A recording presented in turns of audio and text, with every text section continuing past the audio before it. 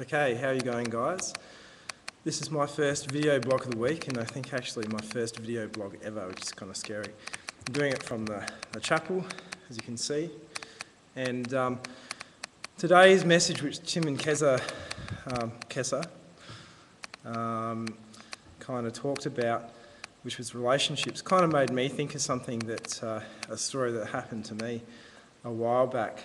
And essentially the story was, when I was just working in engineering back in Adelaide a few years ago, well, many years ago now, I kept having these relationships that kind of didn't go anywhere. There were all these girls that I liked and I got on really well with, and there seemed to be no reason why the relationship didn't seem to work. Well, sometimes there was lots of reasons. But they never seemed to go anywhere. Some of them got to the stage of dating. Some of them were just, as some of you guys would know, like as Facebook would say it, were complicated. So I had lots of these relationships, and I can remember going for this trip up to Newcastle once, and we went to Avondale College.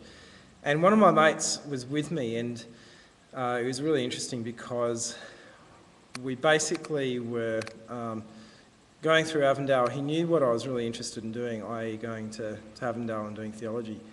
And he said something which kind of to me was a bit prophetic.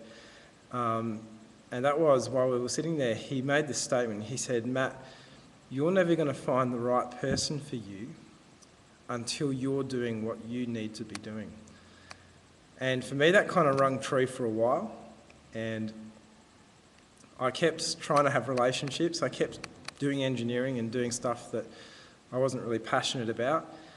And this kind of thought of what he shared with me stuck in the back of my mind for ages.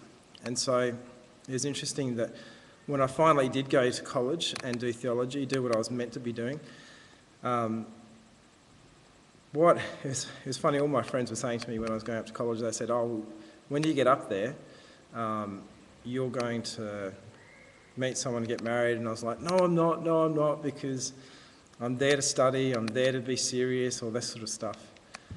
And within 3 months of being up there, I started dating Lauren, my wife, and within, I think it was about less than 18 months, we were married. So it's kind of funny how things work, and I really want to encourage you guys, as Tim said, to find out who you are.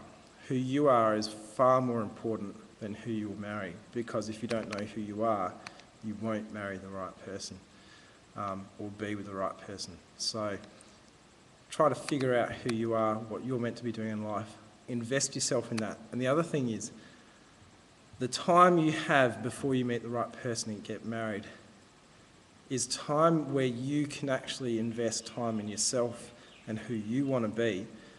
And that's time you can never get back. Once you're with the right person, there's certain things that you just can't do anymore.